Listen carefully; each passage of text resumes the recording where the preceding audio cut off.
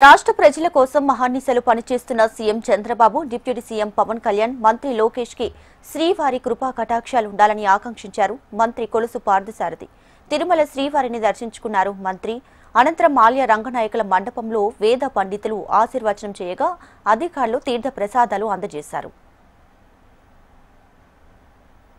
ఆ గృహవాసులందరినీ ఆ భగవంతుడు చల్లగా చూడాలని, ప్రభుత్వం చేస్తున్న ఈ రాష్ట్ర అభివృద్ధి కోసం కానివ్వండి, రాష్ట్ర ప్రజల బాగు కోసం చేస్తున్న కార్యక్రమాలు ఏదైతే పెట్టుబడులు తీసుకురావటం కానీ, పిల్లలకి ఉద్యోగ అవకాశాలు కల్పించాలనే లక్ష్యం ఏదైతే ఉందో, అయితే ఇంటికి ఒక పారిశ్రామికవేత్తలు తయారు చేయాలని ఏదైతే ఆలోచన ఉందో ముఖ్యమంత్రి గారికి, అదేవిధంగా లోకేష్ గారు ప్రపంచవ్యాప్తంగా తిరిగి మా రాష్ట్రానికి రండి ఏదైతే ప్రయత్నాలు చేస్తున్నారో వాటన్నిటికీ భగవంతుడి ఆశీస్సులు ఉండాలని, అదేవిధంగా పవన్ కళ్యాణ్ గారు, మోడీ గారు ఈ రాష్ట్రానికి అందిస్తున్న బలం ఏదైతే ఉందో అది అలాగే కొనసాగాలని మనసారా కోరుకుంటున్నాం.